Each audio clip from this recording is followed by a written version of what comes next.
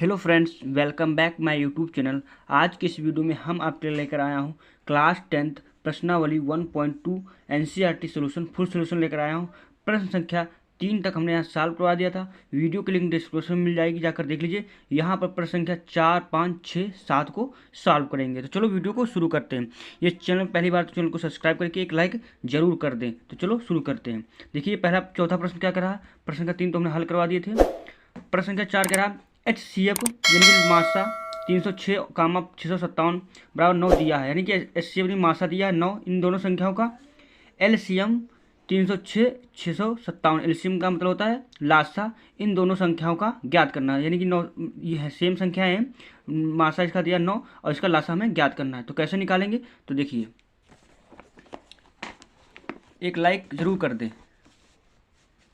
ये आपको क्वेश्चन यहाँ पर दिया है, तो क्या करेंगे, इसको देखो कैसे लगाएंगे। दिया है, लिखेंगे हल। दिया है HCF यानी कि ब्रैकेट में लिखेंगे मासा 306, 500, 657 बराबर 9। LCM बराबर क्वेश्चन मार्क। LCM ज्ञात करना है। तो कैसे निकालेंगे इसका, देखो फार्मूला एक होता है, सूत्र दो संख्याओं का गुणनफल बराबर लासा यानी कि LCM गुणे मासा यानी कि यहाँ पर देख लीजिए मासा यानी कि HCF ये होता है। ठीक, इसको ध्यान रखना। लासा को LCM कहते हैं, मासा को HCF कहते हैं। ये फार्मूला होता है, दो संख्याओं का गुणनफल बराबर लासा गुणे मासा। अब यहाँ पर हम क्या करेंगे, इसको हम हल करेंगे। तो देख लीजिए यहाँ पर दो संख्याएं कौन सी दी हैं, 306 दी है। 306 गुणे गुणनफल गुणा 657 बराबर LCM यानी कि LCM गुणे 9। HCF कितना दिया 9, तो यहाँ पर 9 रख देंगे। अब इसको हम हल कर लेंगे। तो LCM बराबर, देखो LCM मतलब ये बराबर, तो ये संख्या क्या करेंगे बट्टे में ले आएंगे। यानी कि 306 गुणे 500, 657 बट्टे, इसको 9 यहाँ पर नीचे ले आएंगे इस प्रकार से, क्योंकि ये जो गुणे में है और जो बराबर के इधर ले जाएंगे तो बट्टे में आ जाती है। तो इसके हमने बट्टे में ला दिया। ठीक, तो इस प्रकार से हमारा ये हो जाएगा। आगे हम इसको सॉल्व करेंगे। तो LCM लिखेंगे यहाँ पर, देखिए काटते हैं।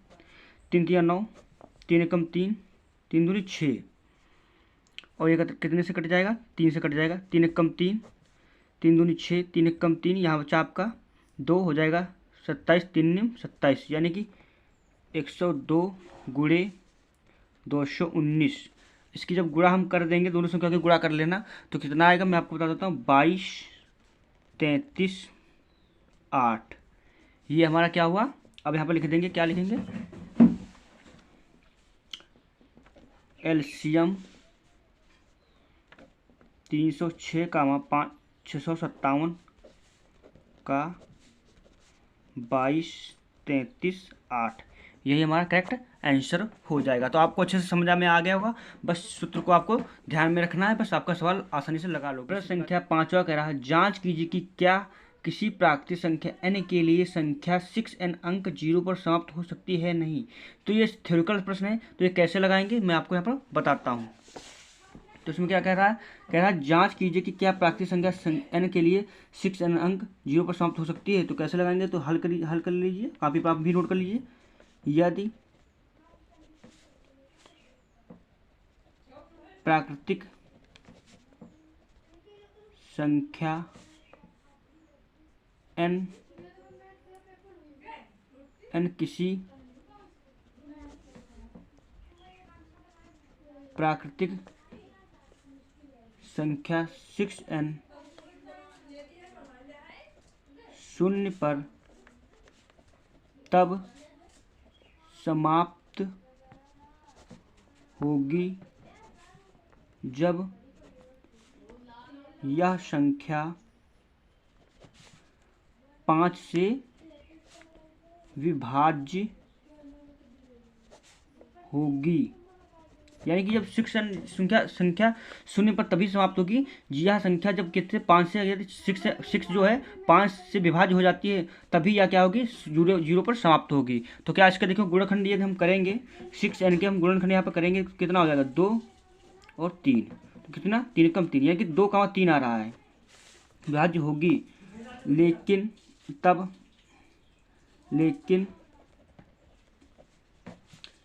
6n के गुणनखंड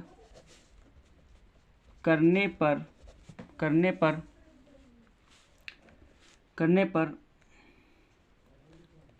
5 अभाज्य गुणनखंड नहीं आ रहा है 2,3 ही अभाज्य गुणनखंड आ रहा है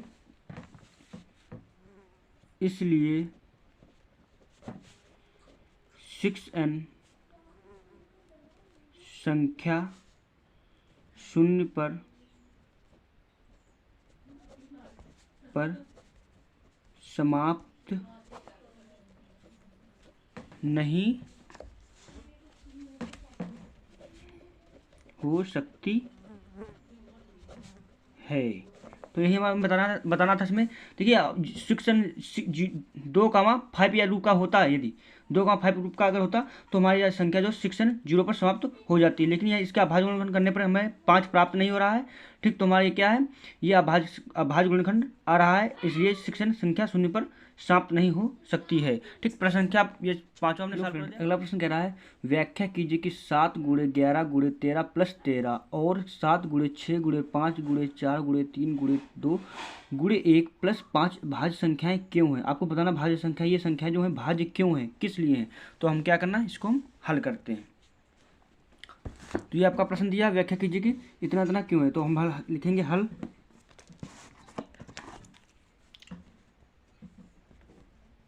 हल 7 × 11 × 13 + 13। तो इसको हम पहले हम क्या करेंगे, इसको सॉल्व करेंगे। 11×7 = 77 × 13 + 13। इसके बाद इसको आगे हम और सॉल्व करेंगे, क्या आ जाएगा 13×7 = 91 का 1 हाथ से लगाओ 9, 13×7 = 91 100 यानी कि 100 हो जाएगा। 1001 + 13 यानी कि 1014 है। चूंकि यहाँ पर लिखेंगे चूंकि यह संख्या 1 से अधिक अभाज्य संख्याओं का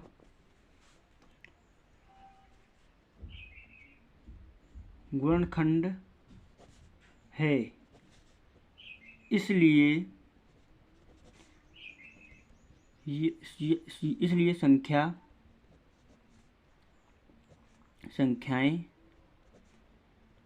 संयुक्त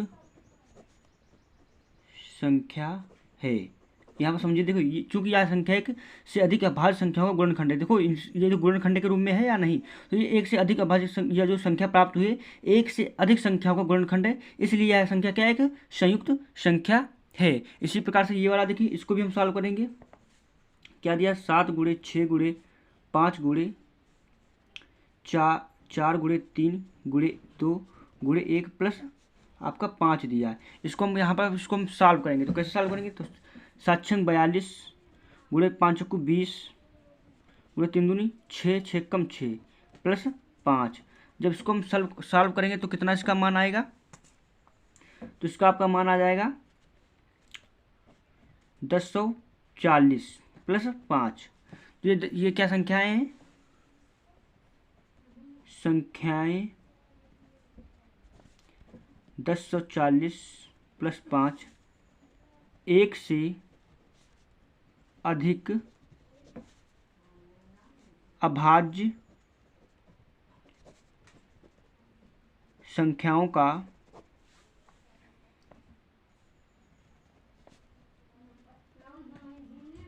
गुणनखंड है, अतः यह संयुक्त संख्या है। इसमें आपको सिर्फ बताना है कि ये है मतलब भाज्य संख्या क्यों है, तो क्यों, क्योंकि ये क्या है, संयुक्त संख्याएं, एक से अधिक संख्याओं का योग है, एक से अधिक संख्याओं का योग है। इस प्रकार से ये हल कर लिया। अगला प्रश्न देख लेते हैं क्या है। अगला प्रश्न इसका है, देखिए, किसी खेल के मैदान के चारों ओर एक वृत्ताकार पथ है। इस मैदान का चक्कर लगाने में सोनिया को 18 मिनट लगते हैं और जबकि इसी मैदान का चक्कर लगाने में रवि को 12 मिनट लगते हैं। मान लीजिए कि वे दोनों एक ही स्थान पर और एक ही समय में चलना प्रारंभ करके एक ही दिशा में मिलते हैं। कितने समय बाद वे पुनः प्रारंभिक स्थान पर मिलेंगे? तो आपको पुनः प्रारंभिक स्थान पर ज्ञात करना है कितने समय बाद आपको मिलेंगे। तो इसको हम सॉल्व करते हैं इस पेज पे।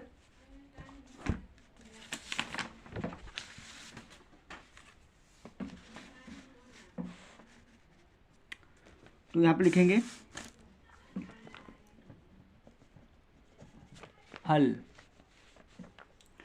कौन सा क्वेश्चन है? क्वेश्चन नंबर आपका 7 है। लिखेंगे वे पुनः प्रारंभिक, आप कॉपी पे से नोट कर लीजिए, वे पुनः प्रारंभिक बिंदु पर 18 और 12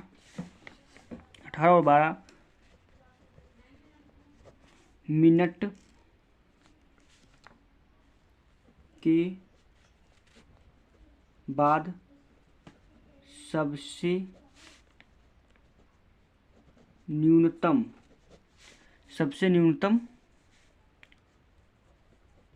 उभयनिष्ठ गुणांक पर मिलेंगे। तो ये थ्योरी आपको इस पहले लिख लेना है। अब 18 और 12 का लासा यानी कि एलसीएम निकालने पर, तो इसको हम क्या करेंगे, अब निकालते हैं। तो कैसे निकालेंगे, फिर 18 का करेंगे 18। तो इसका एलसीएम कैसे निकालेंगे, आपको गुणनखंड कर लेना 18 का।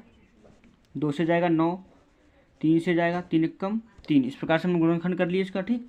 इसी प्रकार से 12 का करते हैं 2 छंग, फिर 2 से, फिर 3 से। अब यहाँ 18 का गुणनखंड कितने हमारे आए हैं, 2 गुणे 3 गुणे 3, और 12 की 2 गुणे 2 गुणे 3। इस प्रकार से हमें गुणनखंड निकलना। अब इसका हम लासा एलसीएम निकालेंगे। लासा कैसे निकालते हैं, तो जो दोनों में मिल जाए उससे नोट कर लेते हैं। कॉमन पहले ढूंढते हैं, जो कॉमन ना मिला उसका भी नोट कर लेंगे। अब देखो इसमें दो सेम है तो इसका हम 1 लिख लेंगे, ठीक। जोड़े का 1 लिख लेते हैं। इसी प्रकार तो 3 एक जैसा सेम मिल रहा तो इसको भी इसका एक जोड़े का 1 लिख लिया जाता है। अब इस 3 तो और नहीं मिल रहा तो इसको ऐसे नोट कर लो। 2 भी नहीं मिल रहा तो इसको भी ऐसे नोट कर लो। अब इसकी क्या करेंगे, हम गुणा कर लेंगे। 3 दूनी 6, 6 18, 18 दूनी 36, यानी कि 36 मिनट आ गया। कितना, 36 मिनट। अतः लिखेंगे यहाँ पर अतः 36 मिनट बाद पुनः वे प्रारंभिक बिंदु पर मिलेंगे। इस प्रकार से हमने ये प्रश्नावली को सॉल्व करा दिया। इसके बाद प्रश्नावली आपकी 1.3 आएगी। तो एक चैनल को सब्सक्राइब करके लाइक जरूर कर लें।